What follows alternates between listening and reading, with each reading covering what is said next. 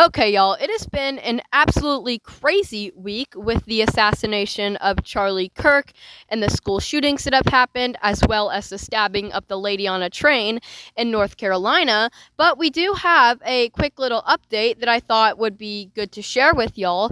So, for those that don't already know, the suspect who killed Charlie Kirk, who has been identified as 22-year-old Tyler Robinson, is now officially in custody and is being questioned by authorities, which is a really good update to know.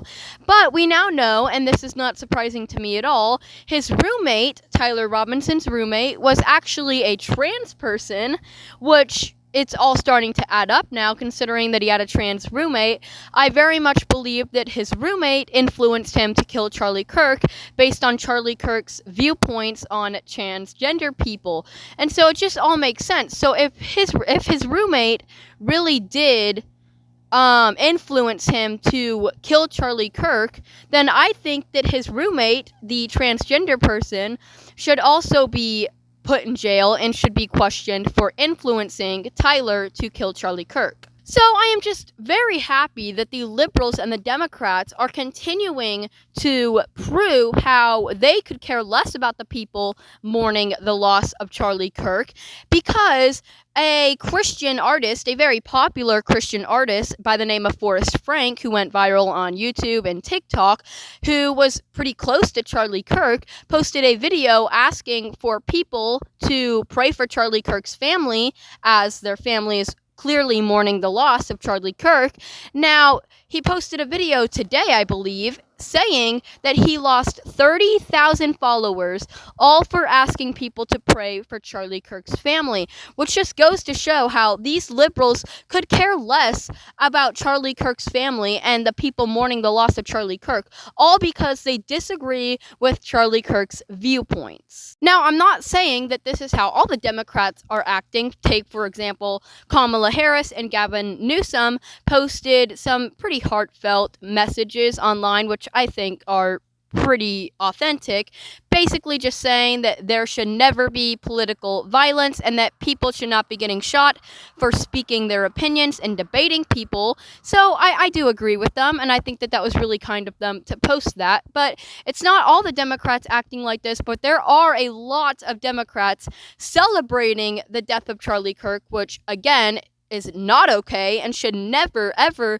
be acceptable. Now, their excuse is the fact that he's a bad person, which he's not. He's sharing the truth. He's sharing the biblical truth. He's peacefully debating these college kids who need to hear the truth, and they believe that because of his viewpoints and the fact that he was debating kids, that it's good that he got shot, and that's why they're celebrating. And they're celebrating because they think that because he had his own viewpoints and a different opinion than them, that it's okay to celebrate the death of Charlie Kirk. Now, at one of Charlie Kirk's heartfelt vigils, a man took his electric scooter and rode it through the crowd saying, "F you, Charlie."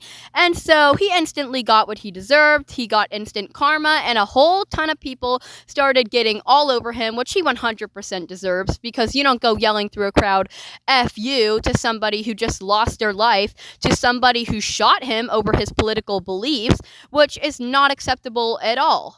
Now, it doesn't end here with the Democrats. It keeps going and going and going. Take, for example, at another Charlie Kirk memorial, another individual went through and started vandalizing the memorial, which again is absolutely unacceptable and should never, ever be tolerated, even if you have a different viewpoint than somebody. And this just goes to show that the Democrats will continue to celebrate the death of somebody, all because they disagree with his viewpoints. Again, not acceptable. But of course, it does not end yet with the Democrats, as I got to experience their absolute hypocrisy myself, because the other day I posted on my YouTube page basically saying that Charlie Kirk passed away, and somebody commented saying nobody gives an S word, which is absolutely unacceptable, and basically was just saying that nobody cares that Charlie Kirk died because of how bad of a person he was, which he's not a bad person. Let me make that very, very clear. But anyways, if we celebrated the death death of a Democratic Party member who passed away, they would be all over us saying how terrible we are for celebrating the death of a Democratic Party member. Like, if Joe Biden passed away, I would not be celebrating that. I would not be on social media dancing to happy music with the caption, "Joe Biden passed away, hip hip hooray."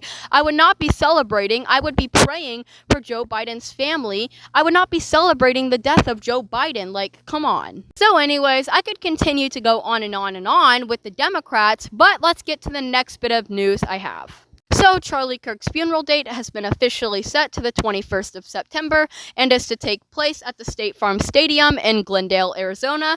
And President Trump and Vice President J.D. Vance have made it official that they will be in attendance to the funeral. So let's be praying that the security at the funeral would be really large and that everybody there, including the Trumps, the Vances, and especially the Kirk family, would be protected by security and that there would be no potential threats to anybody in attendance to the funeral.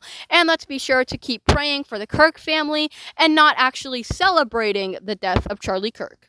One more thing, y'all. Where have we gone as a country to the point where we're literally celebrating the death of somebody for openly sharing to lots of people his opinions, the biblical truth, and having peaceful debates with college kids? Like, what the heck? We should not be celebrating that kind of stuff. And that is a shame, a big, big shame to the United States of America to be celebrating the death of somebody. Like, you don't see conservatives celebrating the death of Democrats. This has been a consistent pattern among the Democratic Party. And again, it's just truly a shame to this country.